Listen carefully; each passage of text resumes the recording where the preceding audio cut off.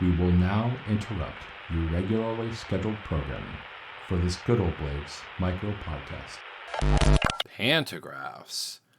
You've probably, in your lifetime, seen pantographs in mechanisms and things like that, but would you know that pantographs are also used pretty heavily in knife making, especially in the world of pocket knives and shield inlays and things like that? A pantograph is a writing implement or a copying implement that through mechanical linkages connects components in parallelograms together so that the movement of a pen will mirror what you're tracing on the other end where the pencil or pen is. All right. From a historical perspective, the first pantographs were described in Heron of Alexandria's manuscript Mechanics in somewhere around 60 AD-ish, probably a little bit after. But through the ages, primarily it had been used to copy text and other things, and also do draft transformation and transcription early on.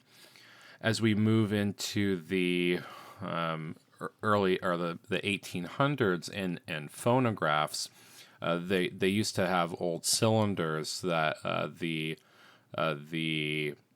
hill and dale, or the grooves and peaks of sound, would be cut into a wax cylinder, and you could use a pantograph type of mechanism to be able to recut those same hill and dales into new records or cylinders to be played back in phonographs. As you start getting into the turn of the century, and especially in the 1920s, mechanical pantographs or electric pantographs became a thing in machining, because there wasn't so many ways to replicate works based off of models, and pantographs was one of the only ways. Through this mechanism, you could copy a master and actually transform that with like a router bit or something for handle materials. They've done them on shoes and so on and so forth, like the wooden chalks or things like that you put in shoes. And in the Industrial Revolution, they were very beneficial, because you can consider a pantograph that like an electric pantograph as the early predecessors to numerical controller CNC machines. And they're still used a lot today, especially in machining, sign making, and so on and so forth. And what you've probably seen them in is, from a pop culture perspective, you've seen them like the old cuckoo clocks where the bird pops out of the clock. Usually it's a pantograph scissor type of mechanism.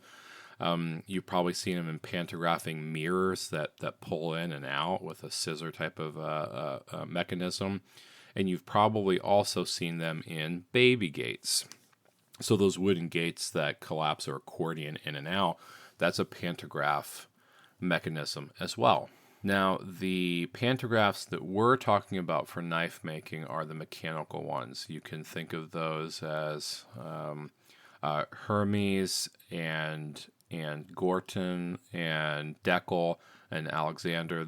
Some of those are the names of popular pantograph makers, and they're comprised of a base, the pantograph itself, the stylus, and the spindle. Now, what you do is you have a series of different collets that go in the spindle to hold different bits or cutters of some sort.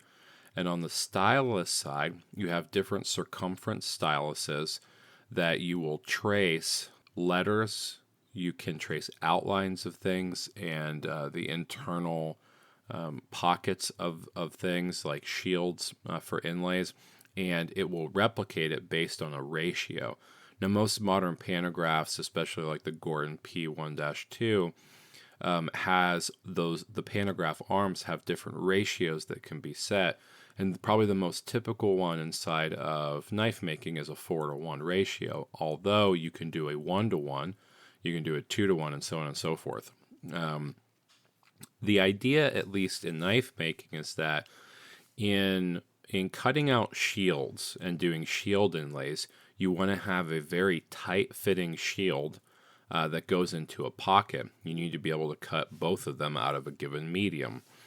The pantograph makes it very easy to do this, whereas the only options previously were to use parser plates, which is basically a hardened plate that allows you to cut out the pocket for the shield, and then you would need to either hand cut out and file a shield or buy pre-made ones, depending on where you're getting them from. There's also a world of pantograph users that will use them for interframes, so cutting out pockets and inlays using different materials for stone and whatnot. Engraving can be done with it. So, for instance, my maker's mark on all my blades is pantographed in. I take a hardened carbide bit after I've surface ground a blade, and on the ricasso, I will engrave my name in and then blacken it out. All these are very beneficial for replicating work over and over again, because you have to think a lot less about cutting and fitting and the rigmarole that goes into that when you do everything by hand. However, pantographs are pretty rare. They're not impossible to find, but usually there's a cost associated with it, probably somewhere in the $350 to $2,000 range, depending on whether you're doing a 2-dimensional or a 3-dimensional pantograph and what tooling comes with it. The other thing that is an encumbrance with pantographs is that collets are very hard to find, and styluses are very hard to find, although you can have them lathed out, and parts to replace them are hard to find. So if you're getting into the world of pantographs, expect to probably spend about $500 to $1,000 for them, plus any type of tooling that you might need, plus any of the templates that you might need. Now, one cool thing that Chris Crawford has done is take 3D printing and use that to develop out templates that can be used for pantograph shield inlays and interframes, and there's a few guys that use them for bolster fit-ups and things like ornate fittings for the scales or covers and bolsters, and those are pretty interesting. I know other pantograph makers that use them for everything. So if you want to do fluting on bolsters, they have a process for that. Some cut out the spring mechanism for the slip joint mechanism itself. Some use them for lockbacks and cutting out individual components if they want fairly tight tolerances. There are a lot of different size pantographs. Some are not designed for heavy milling type of operations. So the smaller the unit, obviously, the less it's going to handle. There is an article that you can read on Chris Crawford's website about pantographs and as a one-on-one, and he has some really good videos up as well. And there is a Proxen pantograph that uses, I believe it's a Dremel type of rotary mechanism to be able to cut out pockets and shields. And as long as you're not milling out a lot of material, that works pretty well. There are so many uses for a pantograph, especially when you want to copy something, and you can build your own models for it or your own templates for it and lather, rinse, repeat as much as you want to. Really, the sky is almost the limit because it's limited really by your imagination because of how versatile they are. I would highly encourage you to look at Chris Crawford's templates, his Pantograph 101 video, and read up a little bit more on them because they're really interesting little tools. And I know A lot of knife makers want them.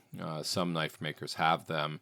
And we all are a pretty tight-knit community when it comes to trying to source out parts, troubleshoot, and especially doing shield inlays. In the process of doing all that, we share those details and information and helpful tips and tricks fairly readily. So I hope that helps. Pantographs, kind of an odd duck inside of knife making. Probably seen it before in a lot of different mechanisms. It's if you get the opportunity, search locally and see if you can find them. There's quite a few that circulate on eBay. The largest issue is just being able to get it shipped to where you're at, or being able to pick it up because they're pretty heavy. I think the Gorton P1-2 weighs somewhere around 850 to 900 pounds. So it's not impossible to move, obviously, but it is a little bit cumbersome and it can get a little bit pricey on shipping. But they're cool little machines. I really enjoy mine. I have 2 of them, and I do a lot of different operations with them. Specifically, I do shield inlays, and I do engraving for my name. And I'm also getting into doing other operations like cutting out fluting and so on and so forth for bolsters. So I hope you find that interesting.